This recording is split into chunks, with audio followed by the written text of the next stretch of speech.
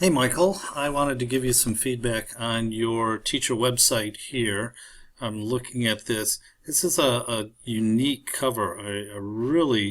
I like this kind of a graphic with it.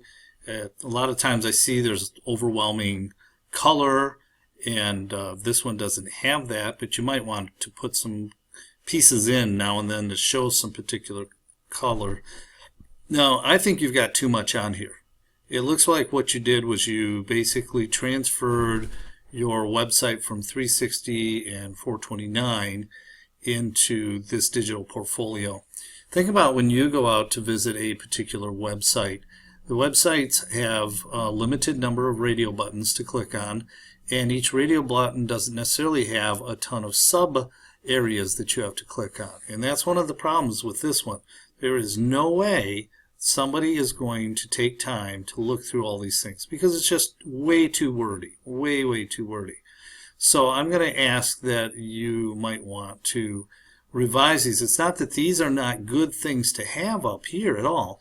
It's that you do not want to have to click on all of these things here. What people are interested in is, are you a teacher? What are your teaching beliefs? What are your practices? Give us some evidences. And that's the big thing. There's no evidence in here that you are a teacher. There's a lot of theoretical construct of what you believe about teaching. So you got to provide some different evidence in there about teaching. I wanted to pick out here that I don't think this is your website, Michael Patrick at arbor.edu. So I think that's your email address that should be up there. So let's take a look at this. So as far as diversity, you have Resource Notebook. I think you could pretty much get rid of the word Resource Notebook and just leave this. Here's your summary is, where to go to diversity? I thought I saw some, yeah, you don't need this stuff in here. What you need is a statement about diversity, the fact that you value people of all different origins, genders, religious beliefs. Anyways, the thought is, from a teacher's perspective, every child is of value. And it's my privilege and opportunity to engage with them and help them grow and develop and succeed.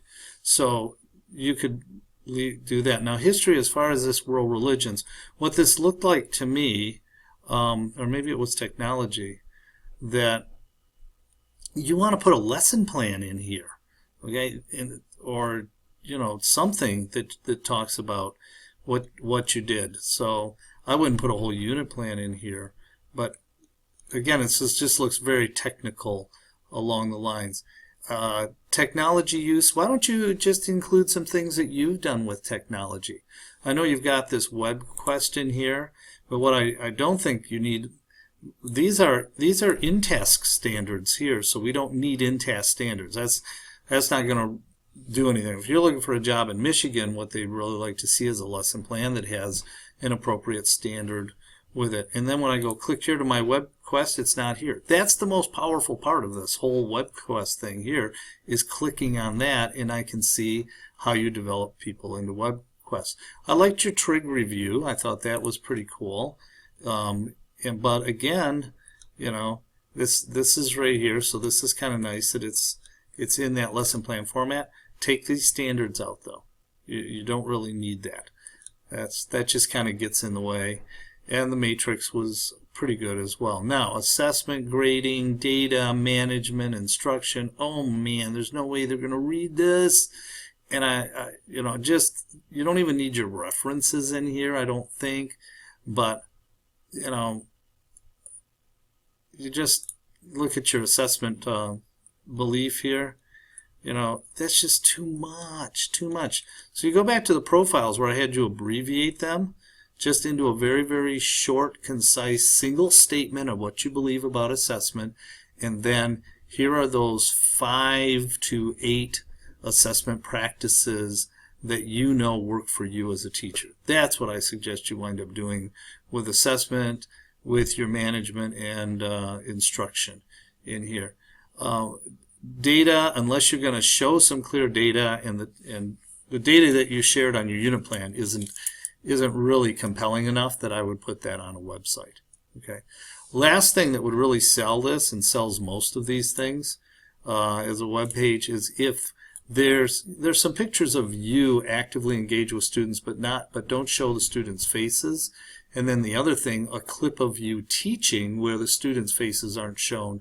I mean, so that they get a feel for your classroom presence. That could make this into a more powerful website. So I'm just going to leave it to you to keep working on it. You've exceeded the expectations of having just a shell put together. You've actually got some content.